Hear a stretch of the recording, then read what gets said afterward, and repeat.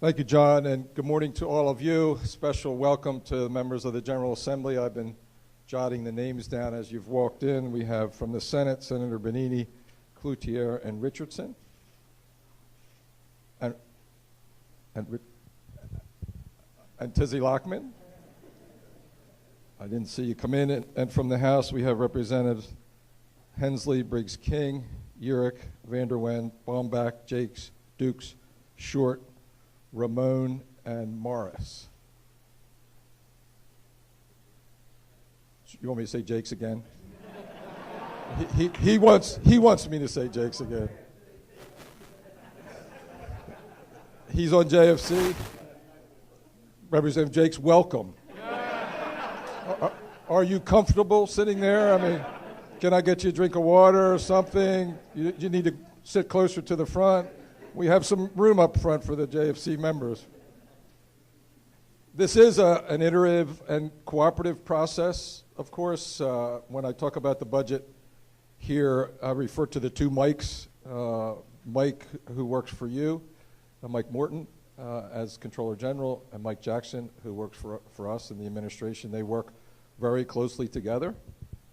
It's not about politics when you talk about the two Mikes. It's about doing the best thing for our state. So thank you to all of you who are here, who are members of the General Assembly, the House and the Senate, and everybody else who's joined us. We have a few members of the Cabinet. I want to thank the Cabinet members for their work over the last several months in developing your agency budgets and helping me and our team work through some of the more important and more difficult issues, particularly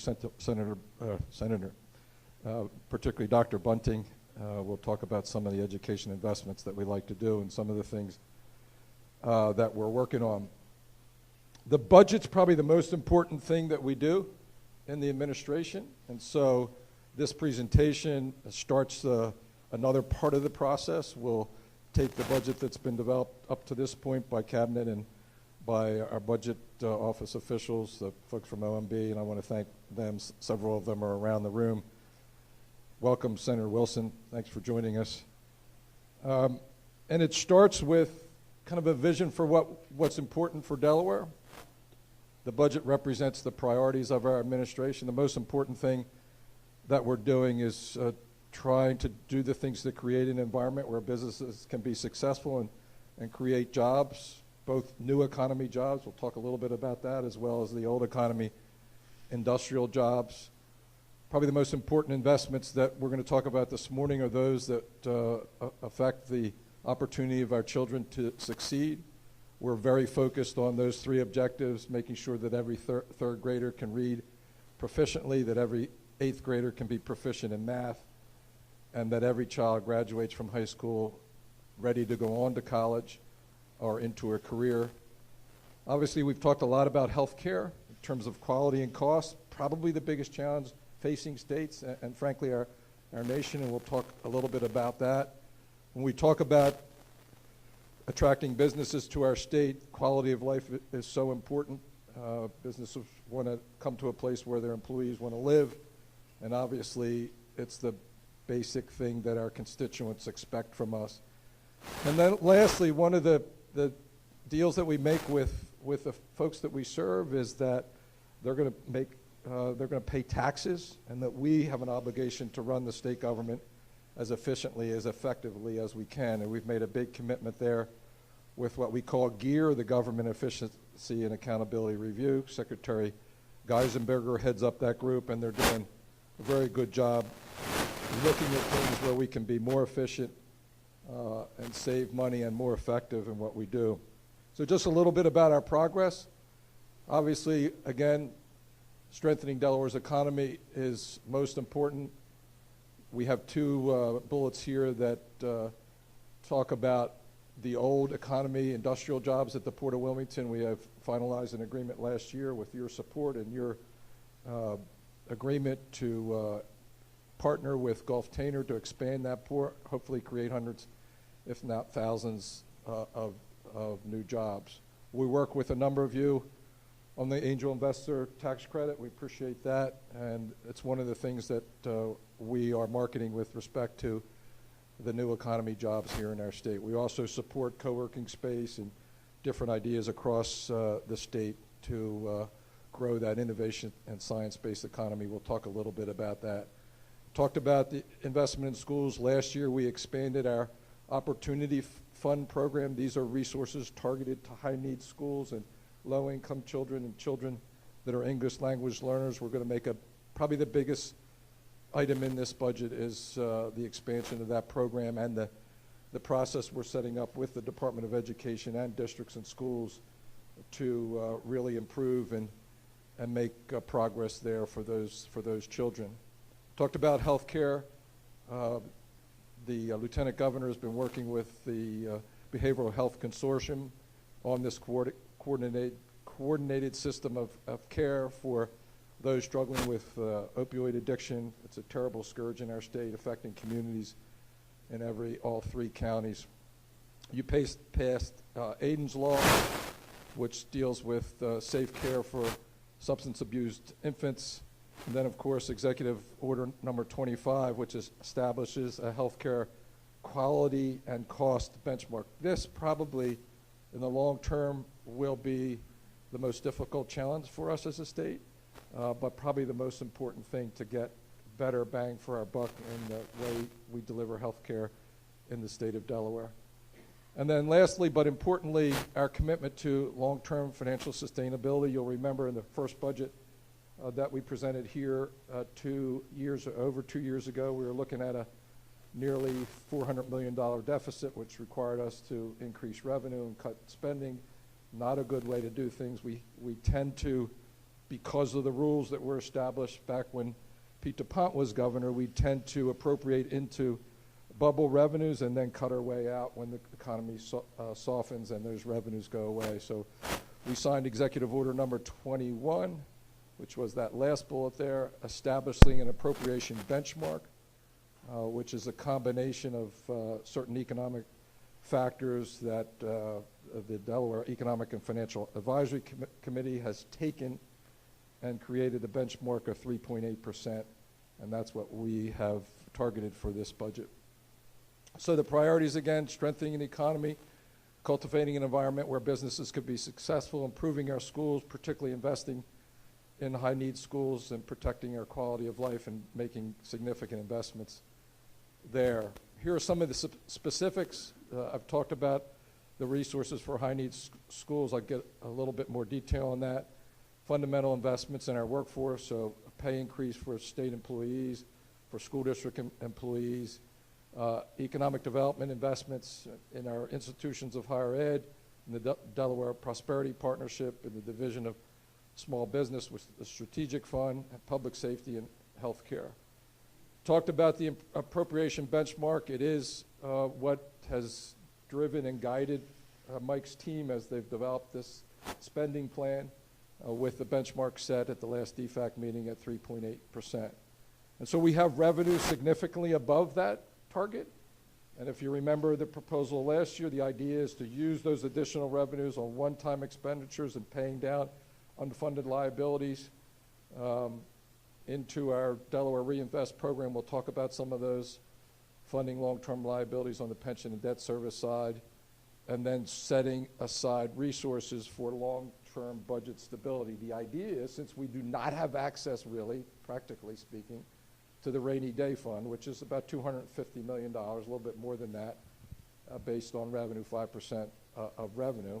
Last year, with your help, we established a fund of sorts of $47 million. We will add to that with additional revenue pursuant to our approach to this sustainability question that we will have access to when the economy softens and revenue soften as well.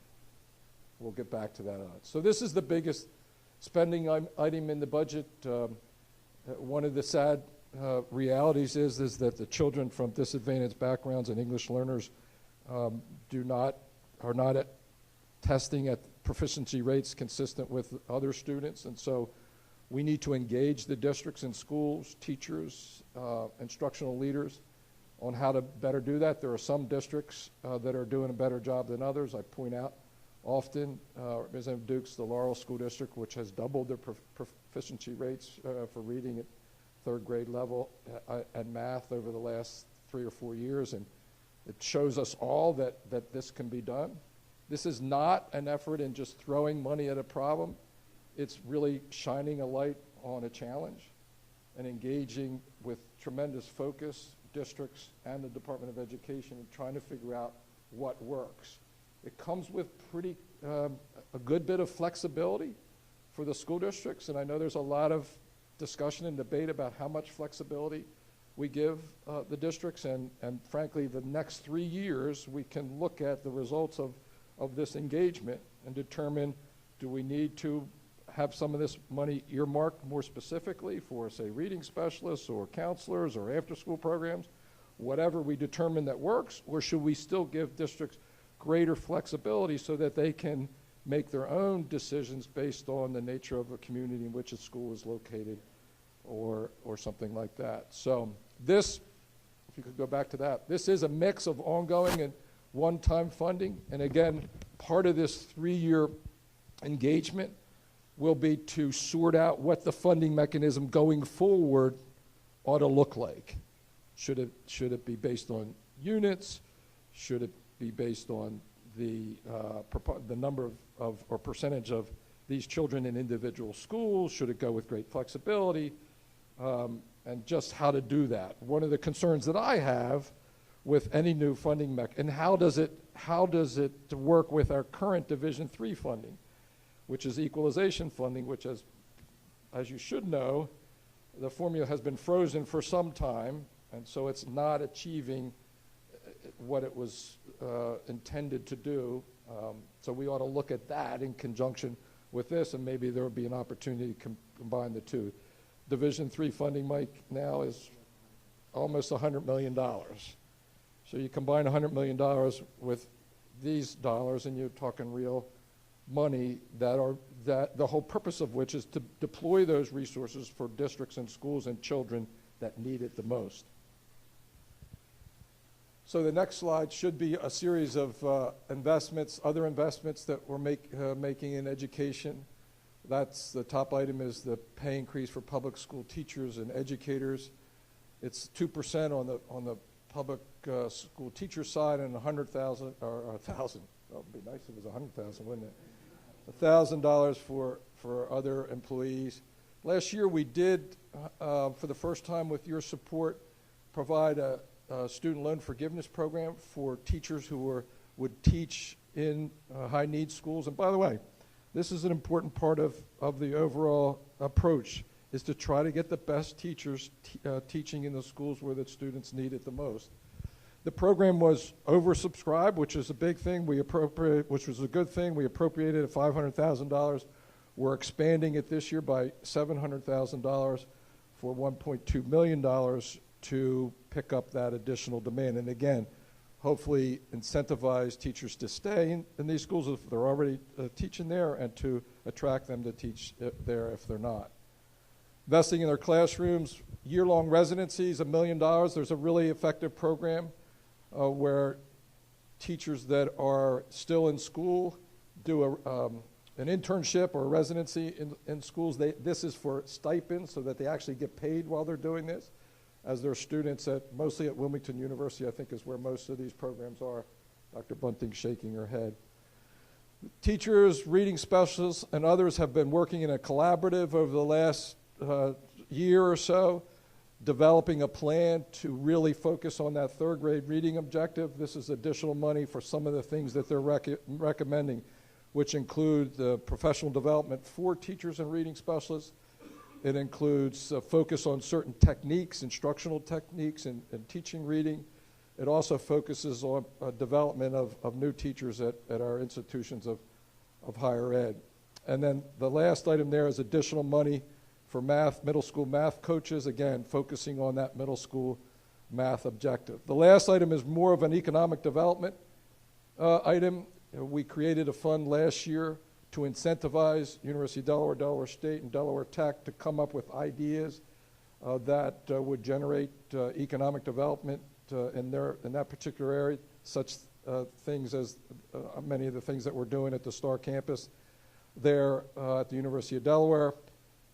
There's plans at Delaware State to expand. If you're familiar with the Oscar building, these are the kinds of things that might be included in that challenge.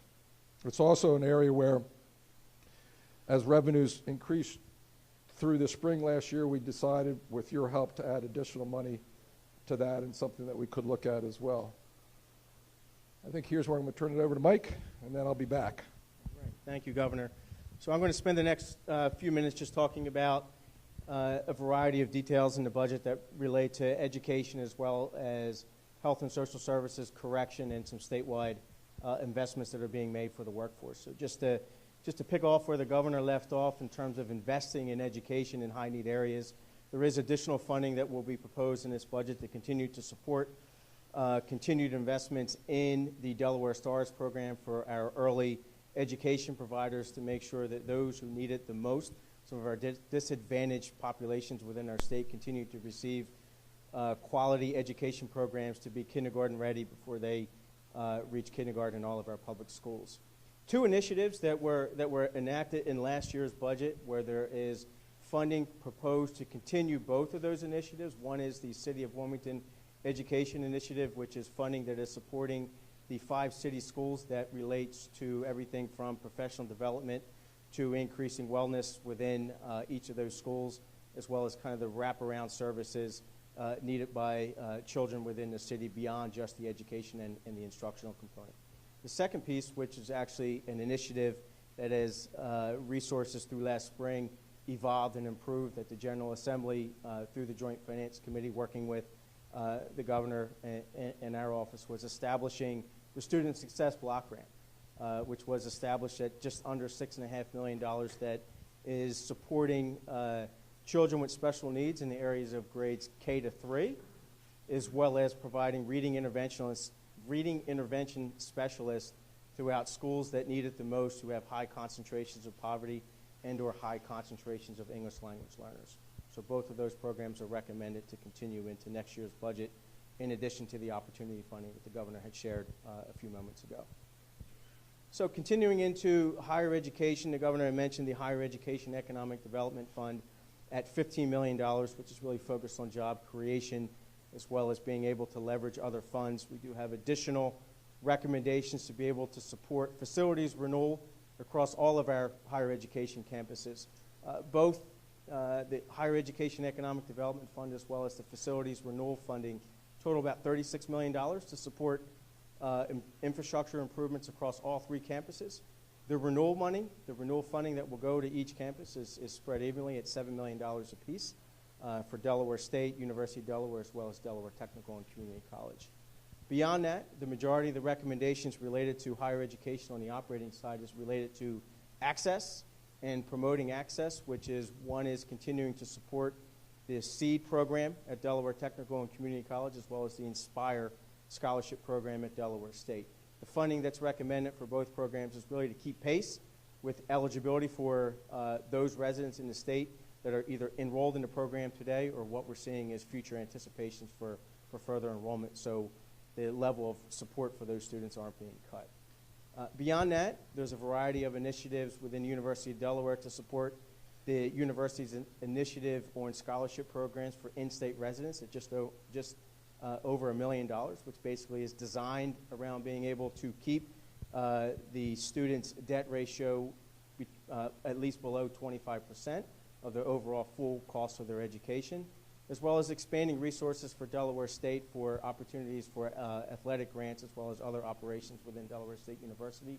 And Delaware Tech, just over $800,000, supporting their RN to BSN program, meaning transitioning from a registered nurse to a Bachelor's of Science in Nursing at Delaware Tech, as well as supporting programming and instructional opportunities within their diesel mechanic, as well as the Career Pathways program, which is a progression from K to 12 into some of the career and technical education opportunities within our state. In terms of workforce, the governor had touched on it briefly earlier. There is a proposed pay policy for employees that all employees across the state would receive a $1,000 pay increase, which at the lowest end of our pay scales represents about a 5.5% increase. Public education employees, there are select members where there is a proposed $1,000 increase. Our secretaries, our custodians, food service workers, paraprofessionals, and being able to continue to support educators in the area that are supporting and providing other wraparound services in the schools. Teachers, fully funding their required step increases based on their years of experience as well as their education levels, and a 2% increase, proposed annual increase in pay, and continuing to support what was enacted in the previous session, which is support for 12-week paid leave, parental leave across all the state government as well as within our school system. Recruiting and retaining quality employees, I think there was a discussion last session around being able to provide more for employees in terms of recruitment, retention. There is $85,000 set aside in this budget to be able to begin to strategically put together a statewide recruitment plan specifically for many of our hard-to-fill positions, nurses, those who work in state government that are within our trades, that are our family service workers, and being able to provide more support in those areas, as well as another $150,000 to be able to promote continuous improvement throughout state government. The governor had mentioned the GEAR initiative earlier, where we are looking across state government to be able to find efficiencies and effectiveness.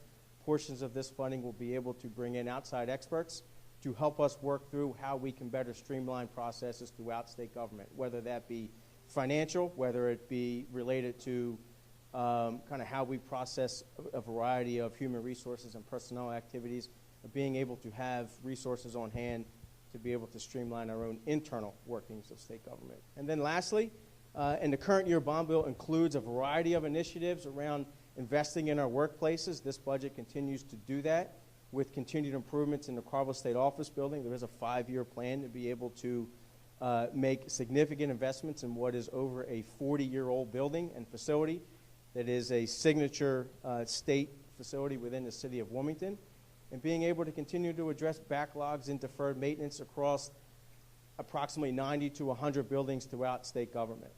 And just to touch on 2 examples, there are resources set aside to correct and repair long-standing issues at the Jesse Cooper building, which is more dealing with drainage issues that has caused significant flooding over a series of years in that facility, as well as being able to address some of our mechanical systems within the Newcastle County Courthouse, beginning with elevator replacements within that building itself.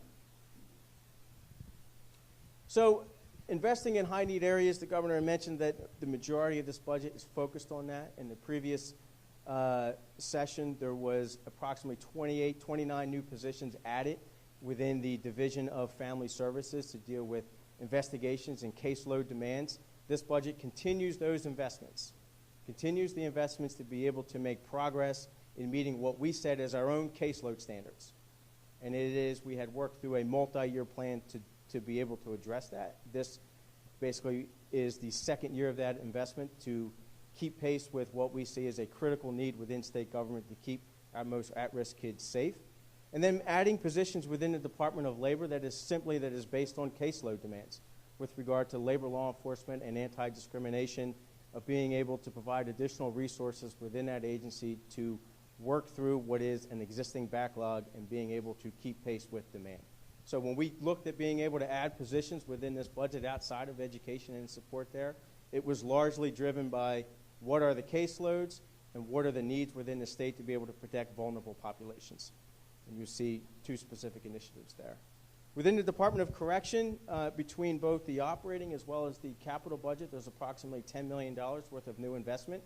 What you have in front of you is a few highlights that are specific in the operating budget, and absent kind of reading through each of the bullets, it is more or less focused around being able to provide better programming within our prison system for inmates to be able to focus on vocational training, to be able to focus on better behavioral health training, be able to provide additional professional development for our correctional officers, and to be able to provide additional equipment for our correctional officers as well as our probation and parole officers. Everything that is ranging from vests, radios, tasers, lockboxes, and continued the initiative and the recommendations from the independent review that was established in the previous year's budget. A couple very small initiatives that are outside of those are continuing to be able to provide for inflationary increases for inmate medical services, continue to provide more support for electronic monitoring, and then 2 significant capital investments around being able to convert the Central Violation of Probation Center at the James T. Bowen Correctional Center into a Level 5 treatment facility to be able to combat addiction and free up bed space in other facilities for inmates that are currently located out of state. And then lastly, a continued investment in security cameras, of which will be applied towards the Sussex Correctional Institution.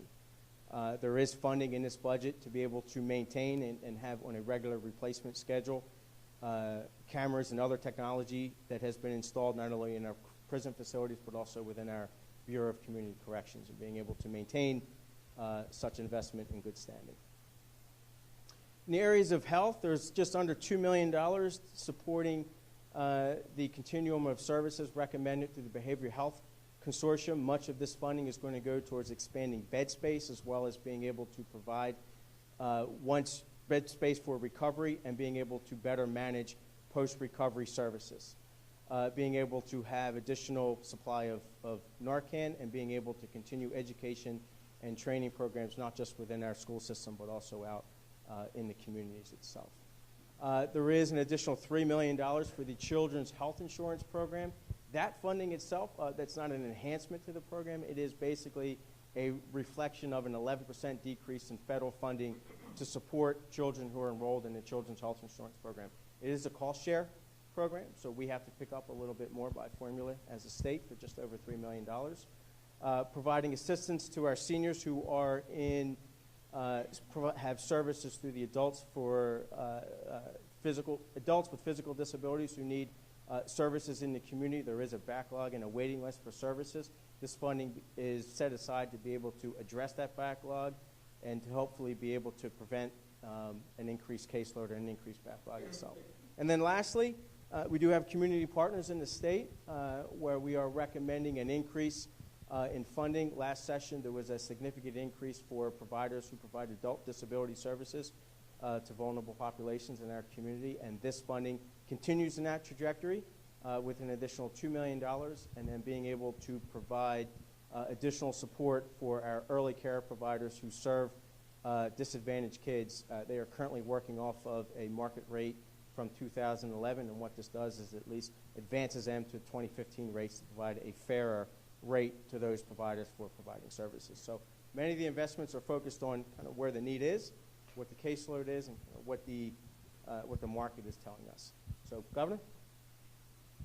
So before we get into bond bill and capital budget proposals here, I'd like to just talk for a minute about a major priority of mine and of this administration, and an agreement, frankly, that we made with all of you, members of the General Assembly, and with the public 2 years ago when we asked for revenue increases and we made significant budget cuts. And that was to chart a little bit of a different course in terms of fiscal and financial management, different than the rules that were set up by then Governor DuPont in the mid to late 1970s. We've been working under those rules since then, and they're simply this, and several of them were part of a constitutional amendment, but it starts with revenue estimates that are made objectively by experts through the Delaware Economic and Financial Advisory Commission. We have members of the General Assembly, members of academia, economists, business people that are on DFAC. They establish the revenues. We'll talk about their schedule later. It includes a 5% rainy day fund, again by constitutional amendment, so we start with that 5% rainy day fund. It includes a 98% appropriation or spending limit, so you've got 7% cushion there on those estimated revenues, and it includes a limitation on new debt authorization of 5%. So those are the kind of the basic rules that are established that the administration is required to follow, and in preparing the budget for the legislature and the legislature accordingly. So what that allows you to do when you establish that 98% spending limit in a given year is when revenues are really strong, you can appropriate into that bubble, if you will. And then when revenues drop, you're forced to either cut spending or raise revenue in order to pass a balanced budget, which is required by the Constitution to do. And so what we have recommended is something that tries to strike a more even approach to appropriation, using some excess revenue both for one-time expenditures because they're not recurring and they don't have to be funded in a year where the revenues drop. So I signed Executive Order number 21 that establishes a spending benchmark. And the benchmark is based on kind of independent economic indices. 50% of it is the Delaware personal income growth, and 50% of it is a combination of population growth and a government inflator index. So DFAC went through all of that math, and they came up with a 3.8% operating budget spending target, which we have followed and which this budget accomplishes. So any revenue over and above that falls into one-time investments and savings or reserve accounts.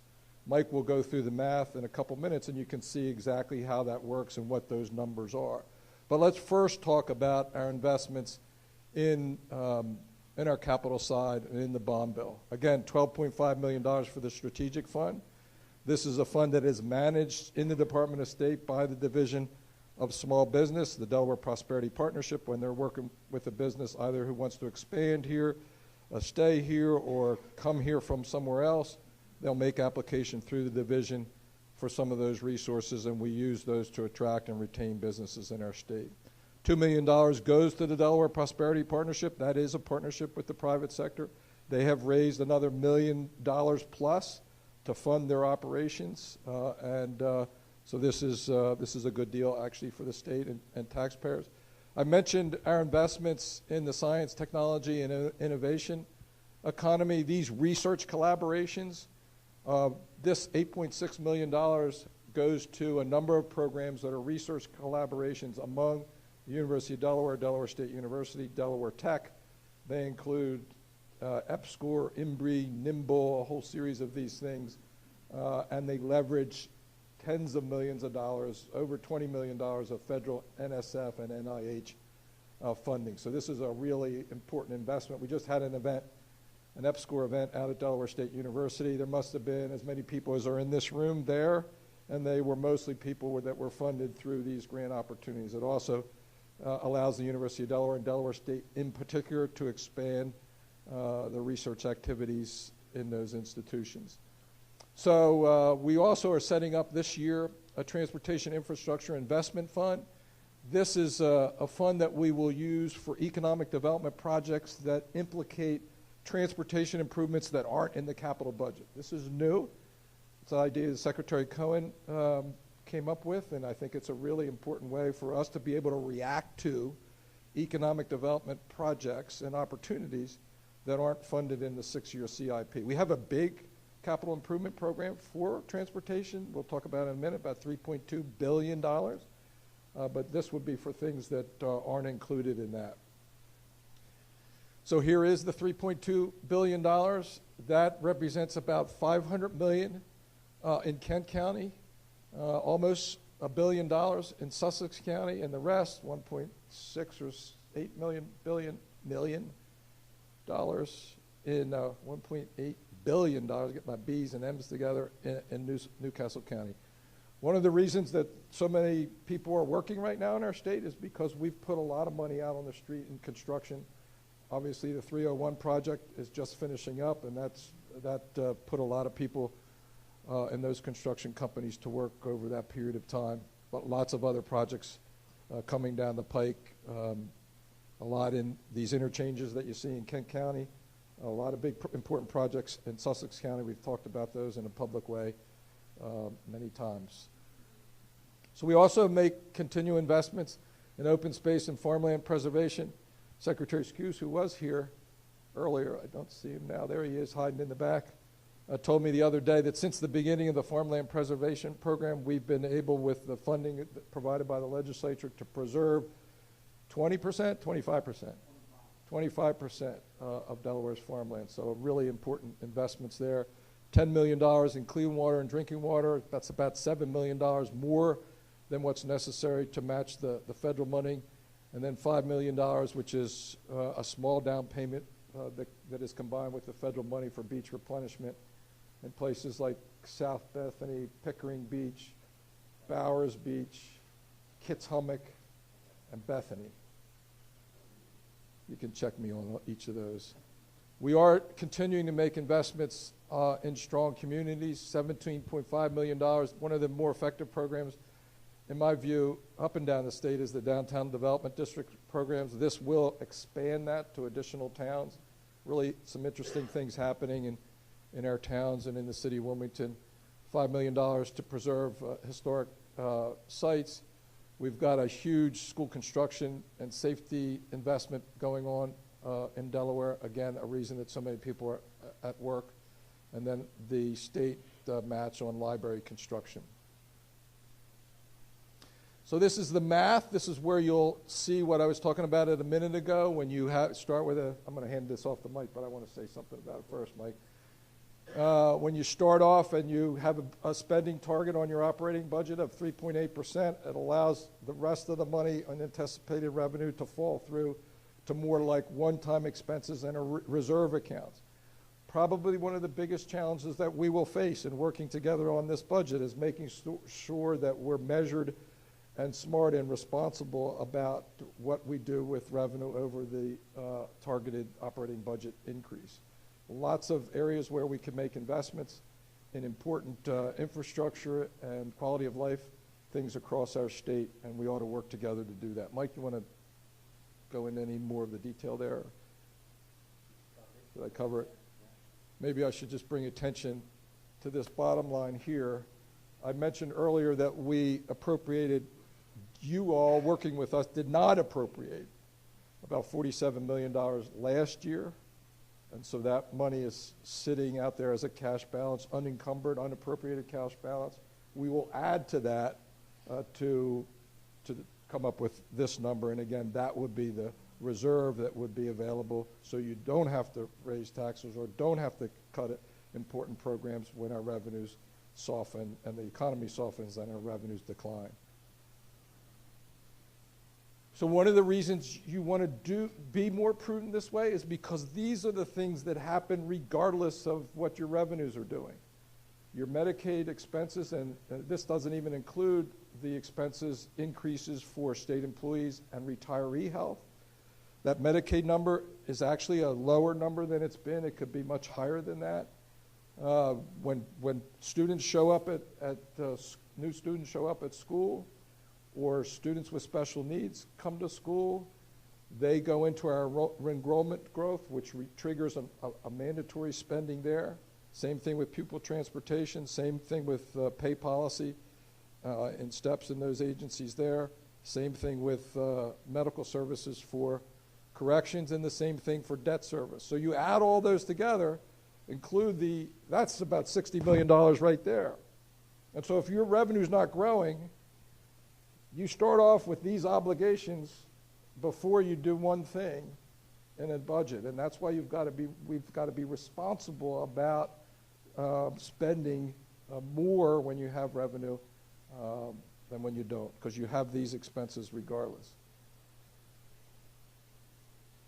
I guess I'd take it out here, huh, Mike? So this is the schedule. We've been working through several months. Working with our cabinet agencies and the folks from OMB. And if all the people from OMB could just stand up and we can recognize you and thank you for your good work. And cabinet secretaries.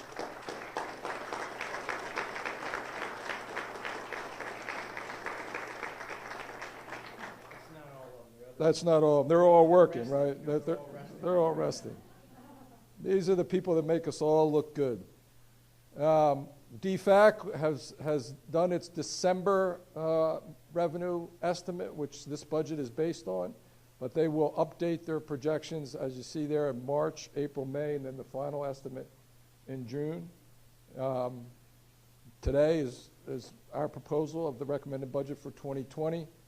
The Joint Finance Committee will have their hearings through February, March, do markup in April and May, and then the General Assembly will pass the budget and bond bills by June 29th, June 29th, the 30th? We hope June 29th. I heard something about June 29th. So thank you very much.